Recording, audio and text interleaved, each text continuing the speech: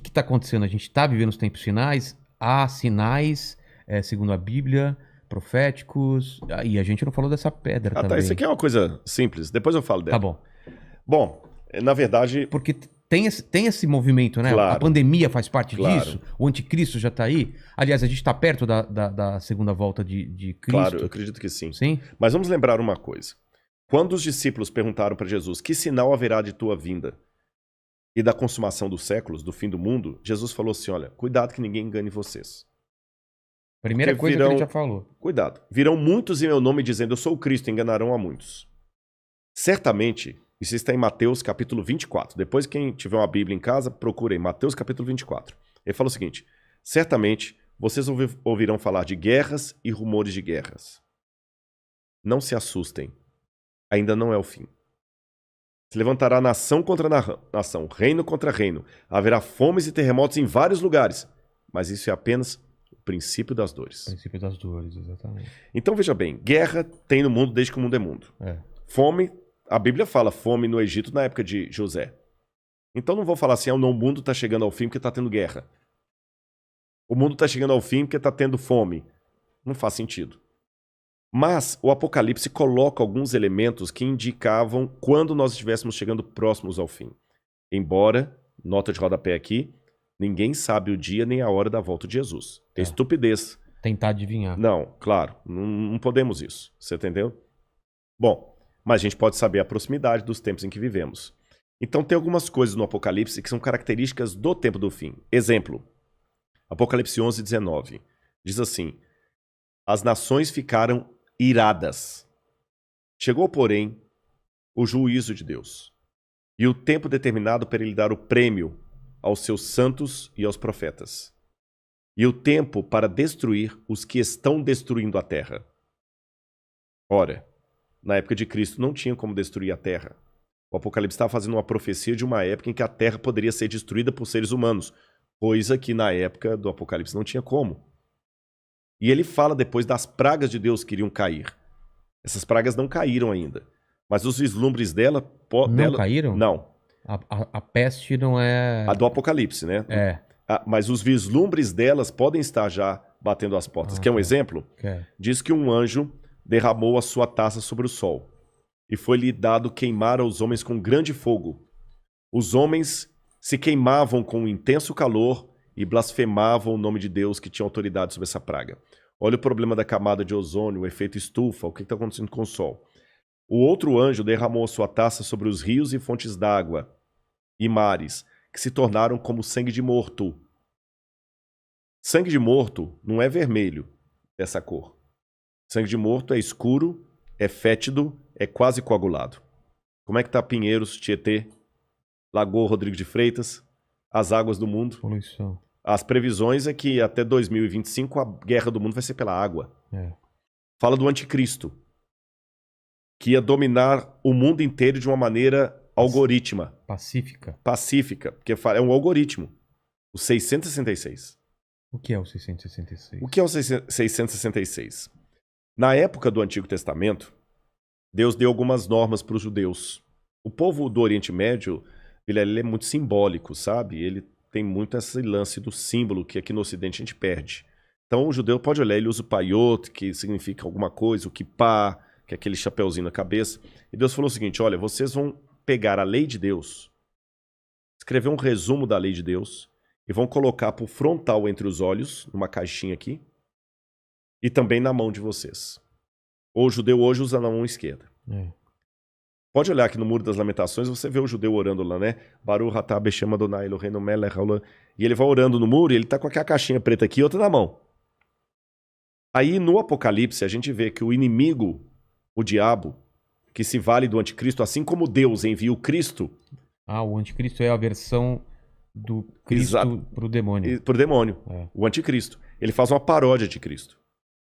Aí, como Deus no Antigo Testamento pediu aos judeus para ter a lei de Deus na testa e na mão, o anticristo coloca também um sinal, uma marca, na testa e na mão.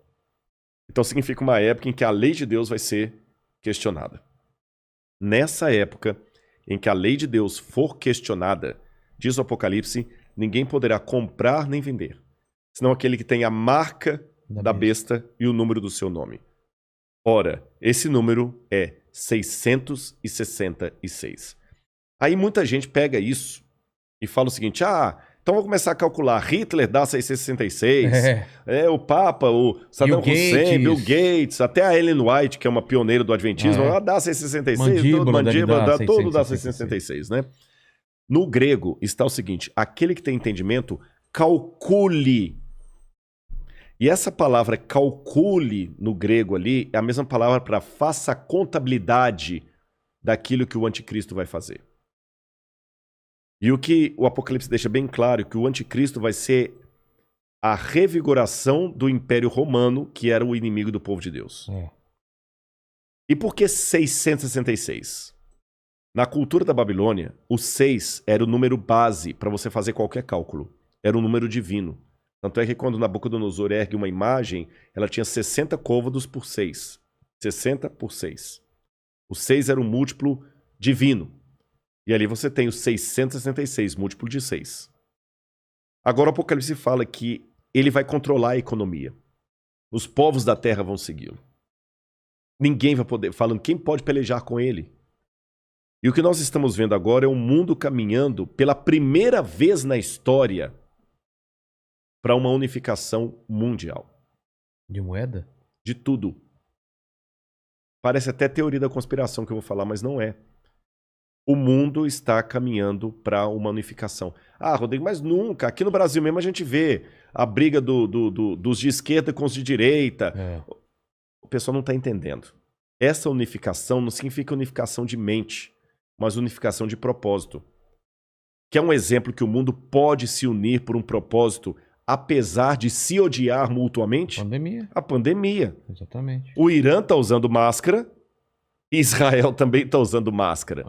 Os palestinos estão jogando foguete lá em Israel. Hamas. O Hamas, mas o israelense está usando máscara, o palestino também.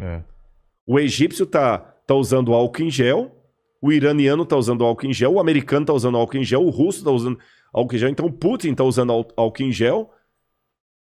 A mesma coisa o presidente do Brasil, o presidente da Argentina, da Venezuela, o mundo parou. Então é possível essa união do mundo inteiro em algumas coisas mesmo. Ela não só é possível, como ela é um caminho sem volta. Por que está falando tanto em criptomoeda? Nós já estamos passando por uma transição do dinheiro. Dinheiro de papel, né? De papel, você entendeu? Dinheiro baseado em tesouro nacional. E o mundo hoje precisa. Isso aqui não é uma defesa do Rodrigo, não é um desejo do Rodrigo. Eu estou falando de uma tendência. Tendência. O mundo precisa se unificar porque existem, Vilela, alguns elementos hoje que estão à solta, como se fossem crianças bagunceiras numa casa cheia de faca, de garfo, de objetos cortantes e letais, sem um adulto para controlar essas crianças. Você jamais faria isso. Quais são as crianças que estão à solta no mundo e precisam de um adulto para controlá-las? Um preceptor, uma babá? Internet. Quem tem domínio da internet? Você na internet você pode encontrar o podcast do Inteligência Ilimitada, mas você também pode encontrar uma fórmula para fazer um coquetel Molotov. O camarada pode assediar você para fazer parte do Estado Islâmico. Quem controla a internet? Nem os Estados Unidos. Não, ninguém. Tá na mão de ninguém. Quem controla tráfico de drogas e de armas em nível mundial?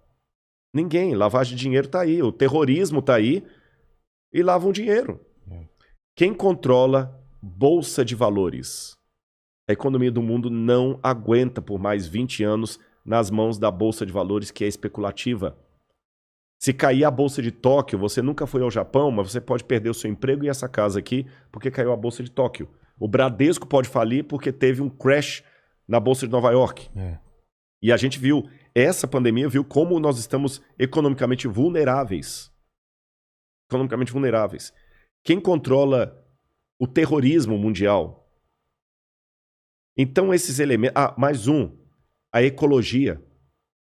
Não quero entrar no debate se a Amazônia é nossa ou não é nossa. O fato é que se a gente não cuidar da Amazônia, o mundo todo se ferra, caramba. Você tá entendendo? Então não tem mais esse negócio assim, é meu. Então hoje a gente precisa de um governo único que com leis mundiais controle internet, Bolsa de valores, que vai desaparecer, o reset está aí, controla a economia, gastos, terrorismo e tudo mais. E os países, por mais que continue havendo direita e esquerda, situação e oposição, não interessa, Islã e cristianismo, vai precisar se unir, não porque eles se amam, porque não tem outro jeito. E essa união está muito parecida com o caminho de preparação para o anticristo. Agora, a minha questão aqui não é cair naquela esquizofrenia escatológica de achar agora que qualquer coisa eu tenho que evitar porque senão é a marca da besta. Eu já vi gente, isso aqui é sério, que não quer deixar colocar o revolvinho da temperatura na testa da mão, porque aquele é a marca da besta. Calma. Estupidez, não tem nada a ver um negócio desse, gente, tá bom? Agora, quando esse governo único se interpuser entre a minha fidelidade a Deus e a minha fidelidade ao Estado, esse é o único momento em que eu estou livre perante Deus para ter uma desobediência civil social. Porque a própria Bíblia me ensina a ser obediente às autoridades constituintes. Mesmo quando Nero estava no poder, Pedro escreveu: respeitem as autoridades constituídas. A César o que é de César. Dai César o que é de César. Pague os impostos. Seja um bom cidadão. Que a crise não venha por culpa de vocês. A Bíblia me ensina a ser um bom cidadão. Porém, a própria Bíblia fala: quando o governo der uma ordem... A Bíblia não diz isso explicitamente, diz assim, em termos filosóficos. Sim. Quando o governo der uma lei que vá contra os mandamentos da lei de Deus, como os companheiros de Daniel na Babilônia, enfrente a morte se preciso for, mas não ceda. Talvez essa seja a diferença de um teólogo apaixonado por Deus e pela Bíblia e alguém que simplesmente é um acadêmico livre. Porque que especialista em literatura inglesa, em sã consciência, teria coragem de morrer por sua interpretação de Shakespeare? Mas a Bíblia é um livro que já levou muitos ao martírio para não abrir mão daquilo que a Bíblia ensina. Falou que a segunda vinda de Cristo está próxima. Mas, segundo os eventos, o anticristo chega antes. Chega antes. Não é? Ele antecede a volta de Jesus. E já está por aqui? Você acha? Eu acredito assim, lendo a Bíblia, o anticristo, ele é um poder, era o poder romano, porque João já falava lá, o anticristo já opera entre nós. E João fala, muitos anticristos já saíram pelo mundo. Ele só está aguardando aquilo que o detém. Então o anticristo naquele tempo era Roma. Os exegetas veem, a besta era Roma. Só que a Bíblia fala, através do apóstolo Paulo, que havia uma grande apostasia do povo de Deus. Que palavra é essa, apostasia? Eles abandonariam a fé, se uniriam a Roma, e Roma no futuro voltaria travestida de cristã, por isso que é o anticristo, nome que não aparece no Apocalipse, mas aparece nas epístolas de João. Ah, tá. Anticristo, anti em grego, é aquele que toma o lugar de. Então o anticristo é aquele que toma o lugar de Cristo e vai dominar o mundo. Então a minha sugestão para todos é o seguinte, fiquem atentos às propostas governamentais. Qualquer coisa que não infrinja a minha fé naquilo que eu entendo pela Bíblia ser o correto, eu vou seguir. Eu vou me vacinar. Eu não vou ficar caindo em teoria da conspiração. Ah, mas a vacina é uma maneira de aniquilar 1/3 da humanidade. Eu acho que vai ser muito mais fácil Eu vou me vacinar. Só não vou tomar a Coronavac, né? Que está questionada aí, senão eu não posso entrar em Israel. Mas eu vou me vacinar. Israel não aceita. Não aceitou Muitos países da Europa não aceitam a Coronavac. Né? Lamento o Butantan aí, mas a menos que mude o cenário, a Coronavac não está sendo aceita. A Pfizer, ou a Moderna, ou a outra, lá de Oxford. Essas são aceitas.